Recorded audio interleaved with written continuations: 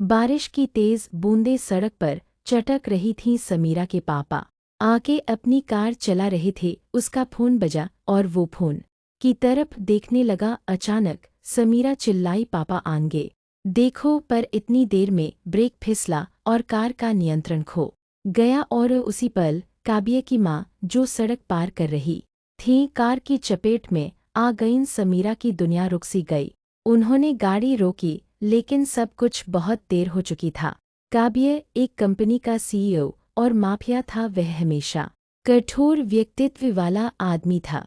उसने अपने घर का दरवाज़ा खोला और देखता है, उसकी माँ अब नहीं रही। वो टूट गया। खामोशी से उसकी आंखों से आंसू निकले। पुलिस ने पूरी जानकारी दी और एक्सीडेंट की वजह बताई। आके तुमने ये क्या किया?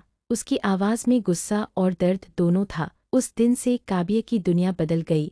अब उसके दिल में सिर्फ बदला था। काबिया ने उनके बारे में पता लगवाया और उन्हें किडनैप करवा लिया। काबिया ने समीरा के पापा को बेरहमी से मार डाला। समीरा चिल्लाती रही, चीखती रही, पर कबीर ने किसी की नहीं सुनी। समीरा, कबीर, मेरे पापा को छोड़ दो प्लीज़, तुम मेरी जान ले लो। उसने समीरा की तरफ देखा। उसकी आंखों में आग और गुस्सा दोनों था। अब तुम मेरी हो। तुम भी उस दिन कार में थी ना। मैं तुम्हें छोड़ूंगा नहीं। इतना तड़पाऊंगा कि तुम जीना भूल जाओगी, पर मैं तुम्हें मरने भी नहीं दूंगा। समीरा कांप रही थी। उसके आंख से आंसू रुकने का नाम नहीं ले रहे थे। डर और अकेलेपन से उसका शरीर झुक रहा था। उसने अपना सब कुछ खो दिया। माँ बचपन में ही नहीं थी और पापा को काबिया ने मार डाला। काबिया उसे उठा के अपने घर ले आया। तुम समझती क्या हो समीरा? मैं तुम्हें छोड़ दूंगा क्या? तुम्हारी वजह से मेरी माँ मर गई। मैं तुम्हें इतना परेशान करूंगा,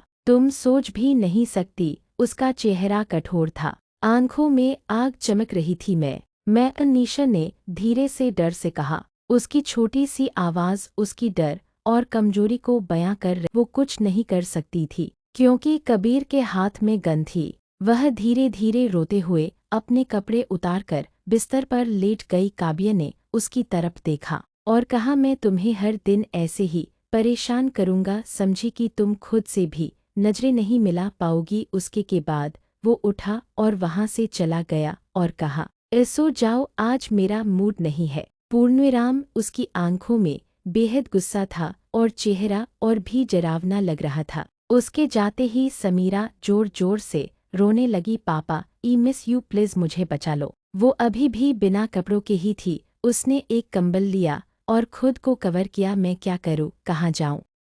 सुबह काबिया समीरा के कमरे में आया और ऊपर से पानी का ग्लास फेंककर उसे उठाया। समीरा डर से तुरंत खड़ी हो गई। काबिया ने कड़क आवाज में कहा, चलो, घर का पूरा काम तुम्हें करना है। बेचारी समीरा अभी तक वो अपने पापा की मौत के पल को नहीं भुला पाई थी। उसका शरीर बुखार से तप रहा था, आंखों में आंसू थे, पर फिर भी उसे काम करना पड़ रहा था। कमरे में उसके डर और थकान की खामोशी थी और काबिया की कठोर निगाहें हर कदम पर महसूस हो रही थी। इतना धीरे क्यों कर रही हो? हाथ तेज करो, काबिया ने कड़क आवाज में कहा।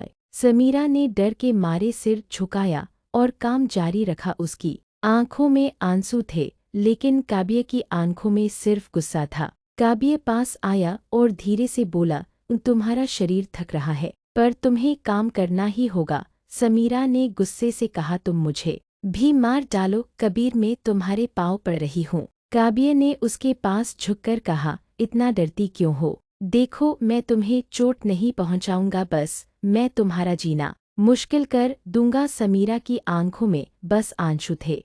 काबिया उसे रोज इसी तरह तंग करता रहा क्योंकि उसके अंदर अपनी माँ की मौत का जहर जींदा था। हर बार जब वो समीरा को देखता, उसके दिल में नफरत की लहर उठती। एक दिन जब समीरा घर का काम कर रही थी, थकी हुई, बुखार से तपती हुई, काबिया सोफे पर बैठा था। उसने जानबूझकर फर्श पर पानी गिराया और कड़क आवाज में कहा, इसे साफ करो जल्दी। समीरा ने कुछ नहीं कहा। उसका शरीर लगातार 2 हफ्तों से बुखार में जल रहा था। वो झुककर सफाई करने लगी, पर जैसे ही सोफे के पास पहुंची, उसकी आंखों के आगे अंधेरा छा गया और वो सीधा कांच की टेबल पर गिर गई। कांच टूटने की आवाज़ के साथ ही काव्य का दिल भी जैसे चुभ गया। उसने घबराकर समीरा को उठाया। उसके सर से खून बह रहा था। पहली बार काव्य के हाथ कांप रहे थे। वो उसे तुरंत डॉक्टर के पास ले गया। डॉक्टर ने कहा, उसे आराम की सख्त ज़रूरत है, नहीं तो उसका बचना मुश्किल है। काव्य का चेहरा सख्त था, लेकिन आंखों में बेचैनी साफ झलक रही थी। जब समीरा को होश आया, काव्य उसके पास बैठा था। उसने धीमे से कहा, मैं तुम्हें इतनी आसानी से मरने नहीं दूंगा। उसकी आवाज़ में अब वो पुरानी नफ़रत नहीं थी, बस एक अजीब सी हल्की परवाह।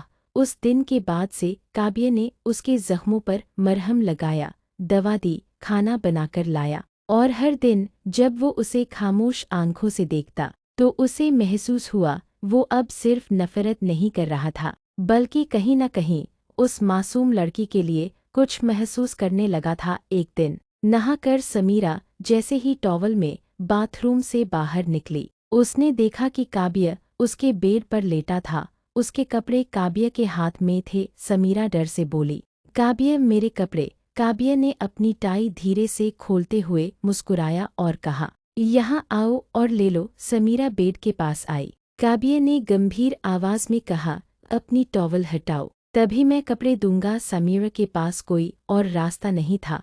उसने धीरे से अपनी आंखें बंद की और टॉवल जमीन पर फेंक दी। काव्य ने उसकी तरफ देखा और मुस्कुराया। उसकी आंखों में गुस्सा और एक अजीब शरारत दोनों थी। कमरे में एक खामोशी छा गई। बारिश की हल्की आवाज़ और उनके दिल की धड़कनें जैसे पूरे टेंशन को महसूस कर रही थीं। काव्य बेड से उठा और धीरे धीरे अपने हाथ समीरा के शरीर पर फिराया। उसकी नज़रों में अभी भी वो गुस्सा था, लेकिन साथ में एक अजीब सॉफ्टनेस भी झलक रही थी। काव्य ने उसके पास झुककर कहा, डरो मत, मैं तुम्हें चोट नहीं पहुंचाऊंगा। समीरा ने आंख खोली। समीरा की आंखें काव्य की आंखों में खो गईं। डर और मजबूरी के बीच उसका दिल धीरे धीरे उसकी तरफ खींच रहा था। कबीर ने झटके से समीरा को बेड पर धक्का दिया। बिना कपड़ों के बिस्तर पर लेटी थी। काव्य ने धीरे धीरे अपनी शर्ट उतारी और उसके पास आया। उसने